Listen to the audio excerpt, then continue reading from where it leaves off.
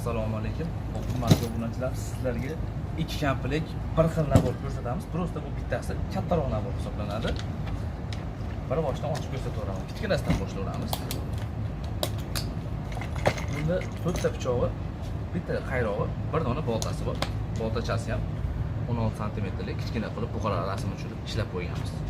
Teri pichoqlar, razdelka pichog'i, bo'yin pichog'i, go'sht kesib so'raydigan pichoq. Yaqinroq olib keling kameraga. Aboyma pachimlidan ishlangan pichoqlar, ruchkalari o'rik steklodan O'zbekiston bo'ylab dastlabkilarini qilib beramiz. Yana nima kerak? Kesishlarni qaranglar bularni. U 3 ham kesadi. Razdelka pichog'i. Bo'yin pichog'i.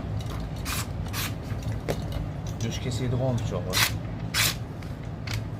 Shunday qaydaslarda 2 marta kesaveramiz. Bitta baho berasizlar pichoqlarimizga. Boltasi.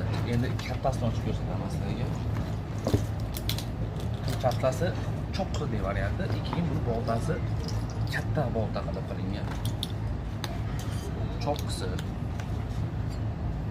23 sm-lik boltamiz. Juda ham baquvvat qilib ishlangan. Bit turganda suvat tekis javob beradi. Pichoqlari xuddi shunaqa razmerda qilib ishlangan. Tayyor holatda zakaz qilasizlar. Bir kunda yetkazib beramiz.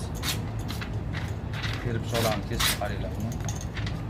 Razdelka pichoqlarni qaranglar buni. Bo'yin pichoqlarini. Qog'ozni kesgan pichoq bu narsani kesadi akalar. Juda ko'pchilik unaqa qalin qog'oz kesyapsan. Bu qalin qog'oz emas bu. Qalin qog'ozni pichoq kesmaydi akalar. Bitta ko'rib qo'yasizlar. Uzoq qo'yizmi? Kesib yuboramiz.